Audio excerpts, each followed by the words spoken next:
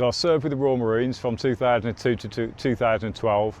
I served with 3 Commando Brigade at 4-2 Commando as an anti-tanks operator. And then I went on a specialist course doing telecommunications. And from there, I passed my junior command course and was sent to Royal Marines Pool to serve as part of the SBS Signal Squadron. Mostly Afghanistan. I did 3 tours of Afghanistan. But I also did some interception operations for piracy work in the Arabian Ocean around the Horns of Somalia. I very often use the 3M earplugs, and a lot of people think that it just comes down to gunfire, things like that, but when you take into consideration noise from helicopters and other airframes, radio chatter, there's a lot of different things that mount up over the years. Well, I think that was where the major damage occurred to me, specifically on the 50 calibre machine guns.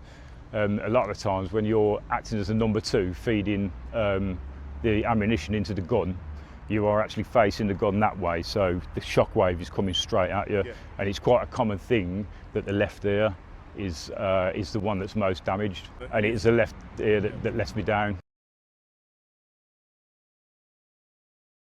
Well, it's just quite difficult. I homeschool the children, and a lot of times we have to redo work that we've just done because either I haven't heard something or we've got a discussion about something that all 3 of us might have a different opinion on.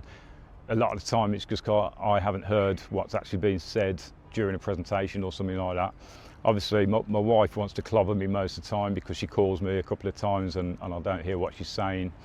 Also, I'm a level 2 boxing coach, and a lot of the times when the younger children ask me, they ask questions or ask for coaching, sometimes if I can't hear them properly and I have to go down into their space, it makes them feel a little bit overcrowded by me.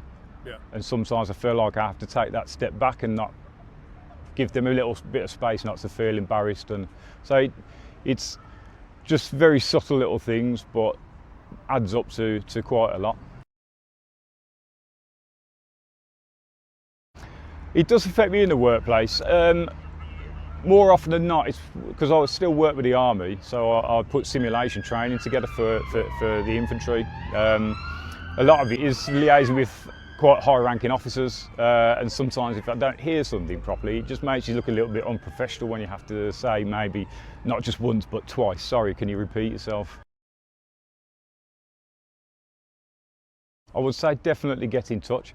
I think there's a little bit of a stigma with servicemen where you don't want to make a fuss and you don't want to raise your head above the parapet, but I think you should certainly get in touch, and you've been done wrong by a big corporate company who should have had, they were obligated to give you quality equipment and they didn't do that for you, and you should get in touch and you should definitely make your claim.